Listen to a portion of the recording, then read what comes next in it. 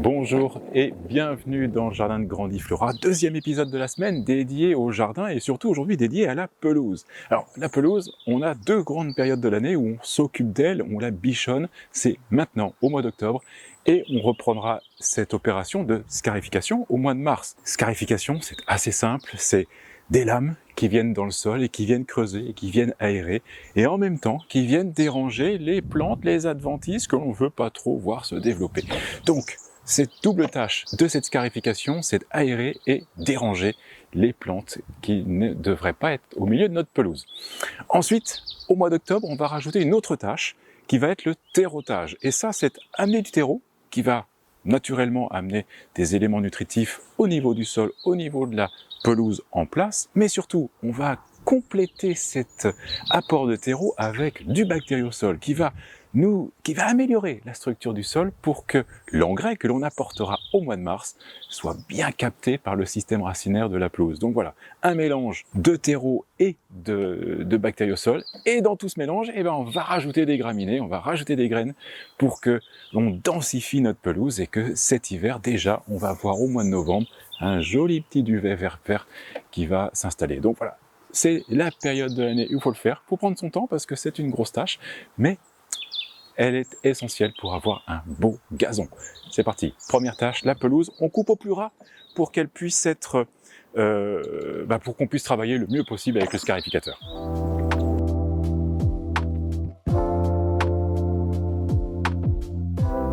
Donc au niveau de la scarification, on a deux outils possibles, manuel ou motorisé. Et si on prend le motorisé, c'est électrique ou thermique. Alors le manuel, c'est bien entendu beaucoup plus sportif, mais voilà, l'action elle est assez simple. On frotte et on griffe. Alors ça c'est parfait qu'on a des parcelles de 30, 40, 50 mètres carrés. Et quand on commence à avoir des parcelles de-au-delà de 50, 100 mètres carrés, c'est pratique d'avoir quelque chose de motorisé. Alors vous voyez, on est en train de sortir, entre autres, cette graminée, je vous en parlais il y a quelques semaines, qui est une graminée que j'avais mise il y a une dizaine d'années, et qui est vraiment pas agréable. Ça fait des longs... C'est du chien-dent, en fait, Donc je préfère avoir le régras traditionnel qui donne, et la fétuque rouge qui donne vraiment un aspect beaucoup plus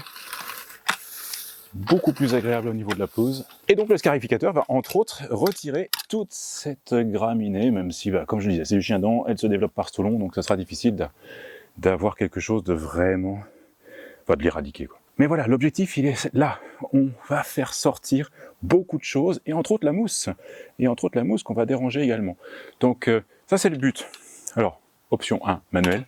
Mais je vous cache pas que je préfère l'électrique.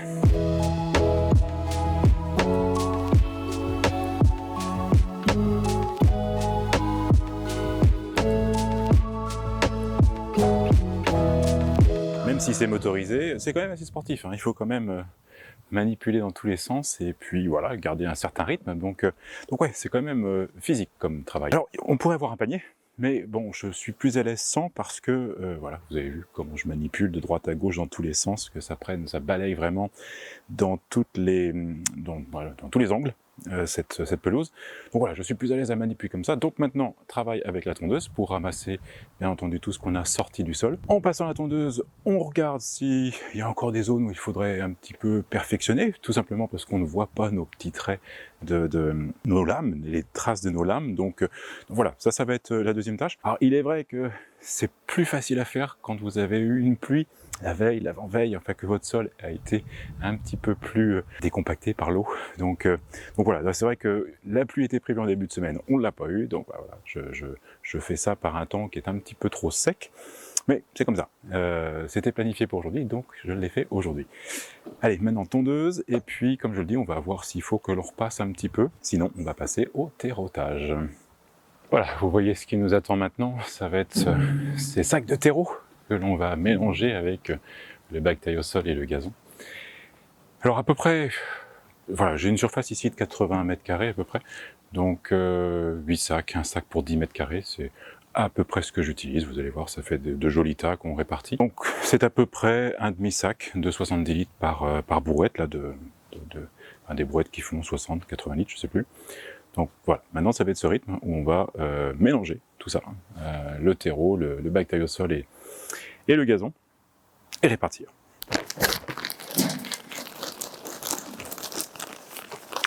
Donc là, le bactériosol, c'est à peu près une poignée, donc 30 grammes par mètre carré. Donc je vais en faire à peu près 5 avec une brouette. Et à peu près la même chose au niveau de notre pelouse.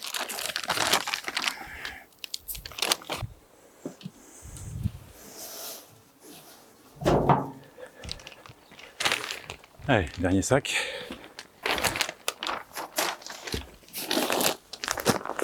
Allez, et maintenant, on étale.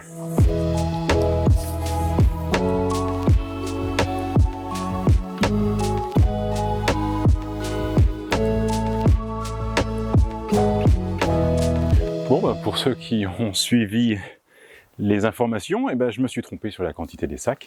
Donc en fait, il faut plutôt 6 sacs pour 80 mètres carrés, parce que là, il me reste 4 petits tas, 4 beaux tas. Donc c'est pas très grave, parce qu'on a une autre zone où on va les épandre maintenant. Mais c'est intéressant de noter que, en fait, un sac de 70 litres peut nous permettre de faire 15 mètres carrés. Voilà, entre 13 et 15 mètres carrés. Bon, c'est pas très grave, on va l'utiliser. Alors, cette mission de terrotage, l'an dernier, en fait, je l'avais fait au mois de mars, parce que j'avais pas eu le temps à l'automne. Donc ce qui est important, c'est de le faire, bien entendu, avant les gelées. On est un petit peu comme la présentation de l'ail hier. Il faut le faire 3 à 4 semaines avant les gelées, parce qu'autrement, la graine va, surtout la semence là qu'on a mis de gazon, va se bloquer. Et puis, elle démarrera que quand la douceur reviendra. Donc, il est préférable de le faire maintenant, tant qu'on sait, pour notre région, que les températures sont encore douces, pour que la graine s'installe bien. Et puis, quand elle aura 3 folioles à peu près, quand je verrai qu'elle s'est bien enracinée, eh bien là, on pourra commencer à tondre une dernière tonte. En fait, ça va être la dernière tonte de l'année, juste pour bien niveler tout le gazon, et puis on devrait être mi-novembre, et il sera temps de rentrer la tondeuse. Voilà, donc l'autre raison intéressante de faire maintenant le terrotage, c'est qu'en fait, en le faisant au mois de mars, naturellement, vous voyez ce que vous étendez sur votre pelouse, donc priver les enfants ou priver la famille de venir sur la pelouse au mois de mars, des fois ça peut être compliqué. Donc il est préférable de le faire à cette période de l'année où toute la famille arrête ses activités dans le jardin, donc vous êtes tout seul, le jardin vous appartient, et donc vous pouvez faire votre terrotage, et ça posera pas de difficulté, puisque en fait, on espère que les pluies vont arriver, et que la météo va être relativement désagréable pour toute personne qui n'est pas jardinier. Et voilà, l'erreur est réparée. On va utiliser le surplus devant, et c'est très bien parce qu'on a justement ce travail à réaliser également au niveau de notre entrée. Alors bien entendu, on conclut ce travail, cette mission de terrotage par un bon arrosage. On va imbiber un petit peu cette pelouse d'eau. C'est pour donner le signal à la graine, à la semence, comme ça, ça y est, elle peut se réveiller et s'installer. Donc voilà, alors on va pas le faire maintenant parce qu'on doit traverser cette partie avec notre tondeuse et notre brouette. Donc je préfère le faire en conclusion de nos tâches du jour, mais pour l'instant, on attaque la deuxième partie, je vous emmène devant. Bien entendu, si je vous amène devant, ce n'est pas pour répéter la même tâche que ce que l'on a fait dans le jardin, c'est pour vous expliquer une problématique que je n'avais encore jamais rencontrée et que je n'explique pas.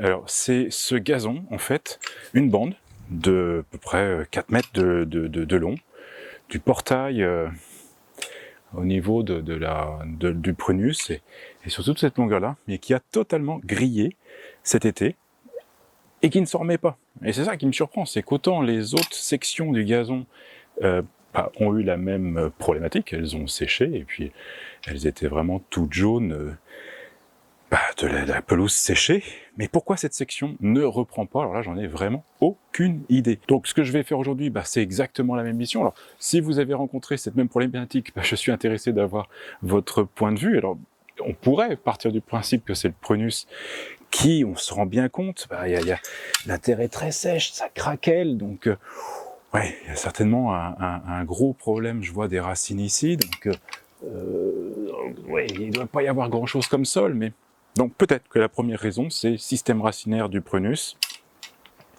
qui vient embêter cette zone, qui l'assèche vraiment, mais une pelouse quand même est assez costaud, donc même dans peu de sol, elle s'installe. Alors pourquoi ici ce problème? Vraiment, je l'explique pas. Donc on va faire exactement la même procédure que ce que l'on a fait devant.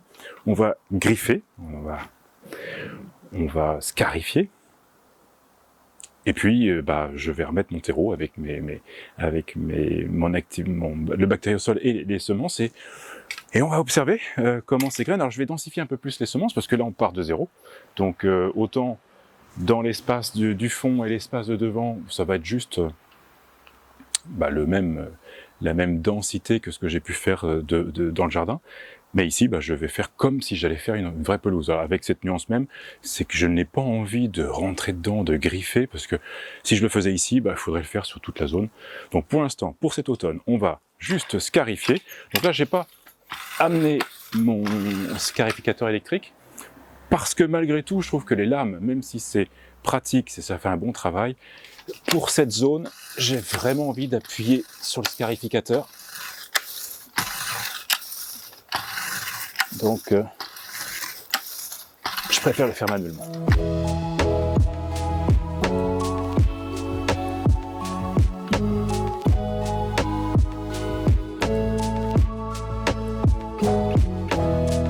Un point qui est sûr, c'est que quand on arrose, après, on ne peut plus trop pratiquer, puisque tout va coller aux semelles, aux roues de brouette. Enfin voilà, donc c'est vraiment la dernière tâche de cette phase de terreautage. On va continuer cet arrosage et si la pluie ne vient pas, on va le renouveler tous les 2-3 jours.